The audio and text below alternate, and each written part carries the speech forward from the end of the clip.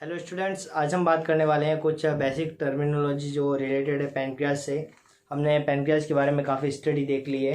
हमने पैनक्रियाज का स्ट्रक्चर देख लिया, उसके बाद हमने इंसुलिन के बारे में देख लिया कि इंसुलिन बहुत ज़्यादा इंपॉर्टेंट टॉपिक माना जाता है एग्जाम के प्रीव्यू के अकॉर्डिंग। अगर हम बात करें कि इसके टर्म्स के अंदर कुछ ऐसे टर्म्स है जो यूजुअली पूछे जाते हैं एग्जाम के अंदर, तो वो कौन कौन से टर्म्स मैं एक एक करके आपके सामने रखूँगा। आप एक कॉपी और पेन उठा दें और उस टर्म्स को नोट करते जाएं, क्योंकि हर एक टर्म्स बहुत ज़्यादा इंपॉर्टेंट होने वाला है। तो आप बेसिकली इन चीज़ों को अच्छे से समझें और नोट करें। फर्स्ट हम कहेंगे हाइपरग्लाइसीमिया। बेसिकली अगर हम बात करें फर्स्ट टर्म्स की बात करें तो फर्स्ट हम कह रहे हैं हाइपरग्लाइसीमिया। हाइपरग्लाइसीमिया, आप इस वर्ड से देखोगे तो आपको पता चल जाएगा कि इसका मतलब क्या होता है। हाइपर का मतलब होता है अधिक या ज़्यादा। ग्लाइसीमिया, देखो ईमिया आ रहा है, ईमिया का मतलब होता है ब्लड। ईमिया मीन्स क्या होता है? ब्लड, ठीक है। ग्लाई का मतलब क्या होता है? Glucose.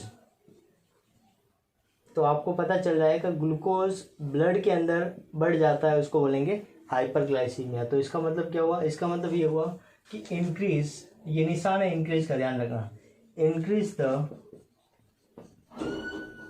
Level of blood glucose. Blood glucose का लेवल जो है वो क्या हो जाए? इंक्रीज हो जाए, उसी को हम क्या बोलेंगे? हाइपरग्लाइसीमिया। एक और आपके सामने दूसरा टर्म रख रहा हूँ, मैं रख रहा हूँ, इसका नाम है ग्लाइकोसूरिया। ग्लाइकोसूरिया क्या होता है तो आप इसको भी समझ सकते हो। Glycosuria, ग्लाइकोस urea. देखो ग्लाइकोसूरिया इसको बोलते हैं ग्लूकोज प्लस यूरिया। इसका मतलब क्या होगा? Glucose plus urea. इसका मतलब क्या हुआ? यूरिन के अंदर क्या होगा? ग्लूकोज देखने को मिलेगा। तो हम कहेंगे कि presence of glucose in urine. Urine means मूत्र के अंदर यदि ग्लूकोज प्रेजेंट है उसको हम बोलेंगे ग्लाइकोसूरिया।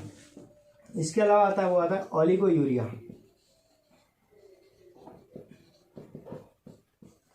देखो अगर हम बात करें यूरिन की बात करें तो यूरिन की बात करें तो डेली यूरिन आउटपुट कितना होता है?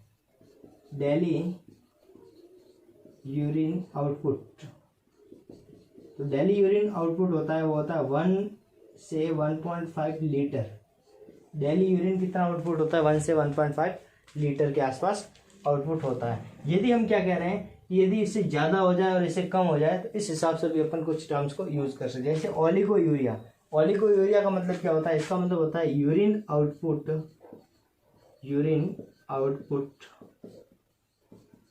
लेस देन, लेस का मतलब कम हो जाना, less than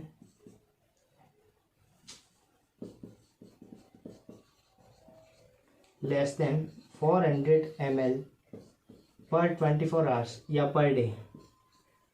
less than 400 ml। यदि 400 ml से 24 घंटे मतलब पर डे 400 ml से कम यूरिन आउटपुट आ रहा है उसको बोलेंगे ओलिगोयूरिया। एक और टर्म्स आता है जिसका नाम है पॉलीयूरिया। पॉलीयूरिया का मतलब नाम से पता चला, मतलब पॉली मीन्स बहुत ज़्यादा यूरिन आउटपुट होगा। तो इसका मतलब क्या होगा? इसका मतलब होगा यूरिन आउटपुट मोर देन, मतलब ज़्यादा हो जाएगा। किससे ज़्यादा? 2000 ml पर डे, मतलब एक दिन के अंदर 2000 ml से ज़्यादा। हमने क्या कहा? 1.5 लीटर मतलब 1500 ml। 2000 ml मतलब 2 लीटर से ज़्यादा यूरिन आउटपुट आ रहा है तो उसको बोलेंगे पॉलीयूरिया। एक और होता है जिसका नाम है, नेक्स्ट टर्म्स होता है जिसको बोले कीटोएसिडोसिस। इसका मतलब क्या हुआ? इसका मतलब ये होगा, ध्यान से समझोगे तो आपको इसी के अंदर समझ में आ जाएगा। कीटोएसिडोसिस मतलब क्या बढ़ रहा है? कीटोन बढ़ रहा है। कीटोन कब बढ़ता है? जब फैट टूटता है। मैंने आपको पिछली वीडियो में बताया था जब फैट टूटेगा तो कीटोन बढ़ेगा। कीटोन बढ़ेगा तो इसका मतलब कीटोन क्या है? एसिडिक फॉर्म का नेचर होता है, तो इसकी वजह से क्या होगा? एसिडिक लेवल देखने को मिलता है। इसका मतलब क्या होगा? Increase ketone bodies in blood के अंदर कीटोन बॉडी बढ़ जाती है जिसको बोलेंगे कीटोएसिडोसिस। ये कुछ टर्म्स है। इसके बाद हम और कुछ टर्म्स के बारे में बात करते हैं। आपको ये सारे टर्म्स के बारे में पता होना चाहिए। बेसिकली ये जो टर्म्स है एक एक बार पूछे गए हैं। कुछ टर्म्स जिपमेर के एग्जाम में पूछे गए हैं, कुछ एम्स के अंदर आ रखे हैं। तो सारे टर्म्स कहीं ना कहीं आए हुए हैं। इसके अलावा एक और आता है जिसका नाम है ketone urea. Ketone urea, ketone urea सबसे पता चल रहा है कीटोन बॉडी इन यूरिन। ठीक है, तो हम क्या कहेंगे, हम कहेंगे presence of ketone bodies in urine. Urine के अंदर कीटोन बॉडी प्रेजेंट है, इसका मतलब उसको हम क्या बोलेंगे, कीटो यूरिया बोलेंगे। इसके अलावा और आता है 7 नंबर जिसका नाम है हाइपर इंसुलिज्म। नाम से पता चला इंसुलिन लेवल क्या हो जाएगा, इंक्रीज हो जाएगा। इसका मतलब होगा increase insulin level in blood के अंदर इंसुलिन का लेवल बढ़ जाता है, जिसको हम क्या बोलेंगे, हाइपर इंसुलिमिया भी बोलते हैं। एक और होता है जिसको बोलेंगे लिपोलाइसिस। आपने पढ़ा होगा कहीं, लिपोलाइसिस।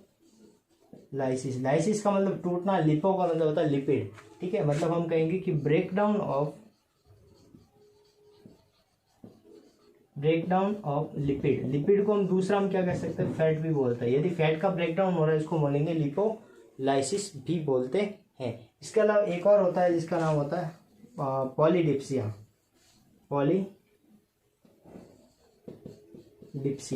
डिप्सिया का मतलब प्यास, पॉली मतलब बहुत ज्यादा। ठीक है, तो हम कहेंगे एक्सेस थ्रस्ट, बहुत ज्यादा क्या लगेगी उसको, प्यास लगेगी। क्यों लगेगी, ड्यू टू एक्सेस यूरिनेशन। बहुत ज्यादा यूरिनेशन हो रहा है, बहुत ज्यादा मूत्र विसर्जन करने की वजह से, यूरिन आउटपुट बढ़ने की वजह से बॉडी के अंदर क्या होगा, पानी की कमी होगी, जिसकी वजह से बहुत ज़्यादा प्यास लगेगी, जिसको बोलेंगे पॉलीडिप्सिया। तो ये कुछ टर्म्स है जो आपके एग्जाम के अंदर पूछे जाते हैं। अब हम बात कर लेते हैं कि पैनक्रियास से रिलेटेड कुछ डिजीज कंडीशन, लाइक हमने इंसुलिन के गई, तो इंसुलिन के बारे में बात करेंगे तो आपको पता चलेगा इंसुलिन जो डायबिटिक कंडीशन में दिया जाता है। क्या डायबिटीज़ एक ही टाइप की है, तो थोड़ा सा हम उसके बारे में देख लेते हैं कि डायबिटीज़ क्या होती है। Let's start diabetes. Actually diabetes है क्या डायबिटीज़ के अंदर इंसुलिन देने से ठीक हो जाती है? देख लेते हैं इसी चीज़ को। डायबिटीज़, अगर डायबिटीज़ की बात करें तो आप देखोगे कि डायबिटीज़ का मतलब क्या होता है। तो डायबिटीज़ का मतलब जो होता है वो होता है डेफिशिएंसी। या अगर आपको कोई भी पूछ लेना डायबिटीज़, आप किसी को भी पूछ लेना, आप किसी टीचर से पूछ लेना, अगर आपको उसका नॉलेज चेक करना हो तो आप पूछना कि सर डायबिटीज़ का मतलब क्या होता है, तो वो आपको बोलेगा डायबिटीज़ मीन्स ग्लूकोज या शुगर का बढ़ना। ठीक है, it's not diabetes means sugar. Diabetes means होता है डेफिशिएंसी, कमी। ठीक है, अब कमी किसकी हो रही है वो हम देखेंगे। ठीक है, तो डायबिटीज़ के अंदर इंसुलिन की कमी होती है और कुछ अदर फैक्टर की भी कमी हो सकती है। अगर हम डायबिटीज़ के बारे में बात करें तो हमें पता चलेगा कि डायबिटीज़ यूजुअली जो होती है 2 टाइप की होती है। कौन कौन सी? एक तो होती है इंसुलिन डिपेंडेंस डायबिटीज मेलेटस, और दूसरी होती है non insulin dependence diabetes mellitus. Full form लिख देता हूँ इसकी, non insulin dependence diabetes mellitus. ये होती है, वो होती है इंसुलिन डिपेंडेंट डायबिटीज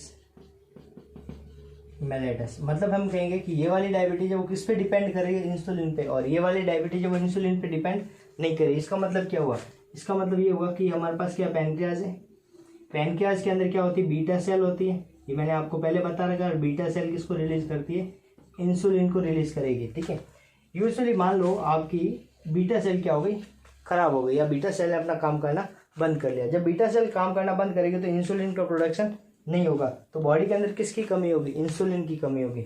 इंसुलिन की कमी होने की वजह से क्या होगा, ग्लूकोज का लेवल बढ़ जाएगा।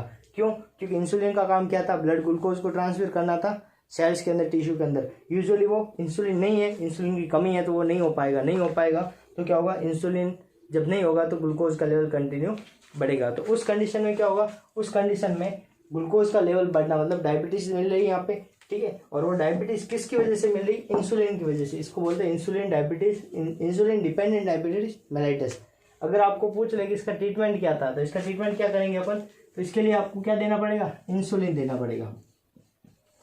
ये क्वेश्चन एग्जाम के अंदर पूछा गया है कि इंसुलिन डिपेंडेंट डायबिटीज मेलाइटस है, तो उसका ट्रीटमेंट ऑफ चॉइस क्या होगा, तो होगा इंसुलिन देखने को मिलेगा।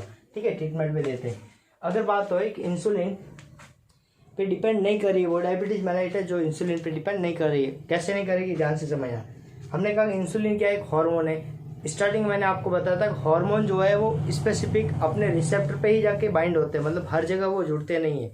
मैंने आपको ये भी बताया था कि रिसेप्टर वहाँ पे होंगे, रिसेप्टर वहीं पे होंगे जहाँ पे उसको काम करना होता है।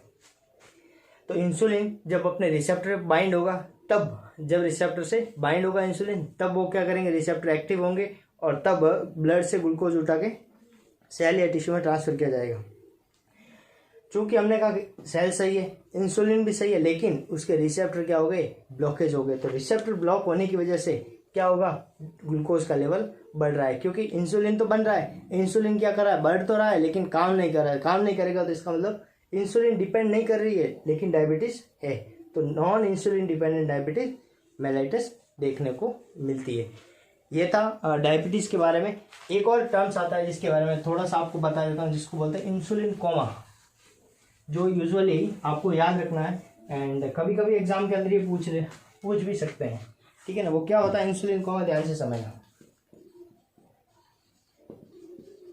यूजुअली आपने कोमा के बारे में सुना होगा। कोमा का मतलब क्या होता है, कोमा का मतलब वो कंडीशन या वो स्टेट होती है जिसके अंदर बॉडी तो फिजिकली प्रेजेंट होगी, मेंटली प्रेजेंट होगी, लेकिन फिजिकली वो वर्क नहीं कर पाएगी। मतलब आदमी रहेगा बेड पे ही रिलैक्स में रहेगा, लेकिन वो मूवमेंट नहीं कर सकता, अपने रोटेट नहीं कर सकता, हैंड वगैरह नेक को वगैरह रोटेट नहीं कर सकता। इसका मतलब उसको एक कोमा के स्टेट बोलते हैं। तो इंसुलिन की वजह से कोमा में कैसे चला जाता है, ठीक है, उसको कंडीशन को बोलते हैं इंसुलिन कोमा।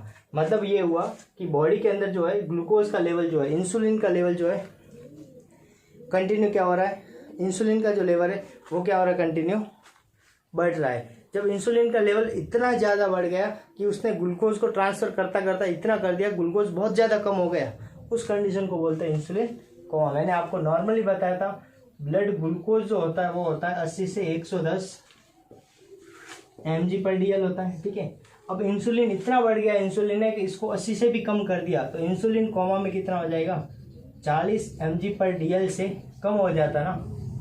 उसकी वजह से जो पेशेंट होता है वो किस में चला जाता है, कोमा में चला जाता है। किसकी वजह से, इंसुलिन की वजह से। इस कंडीशन को बोलते हैं इंसुलिन कोमा। नेक्स्ट वीडियो मिलेंगे नेक्स्ट इवेंट के बाद। Thank you for watching this video.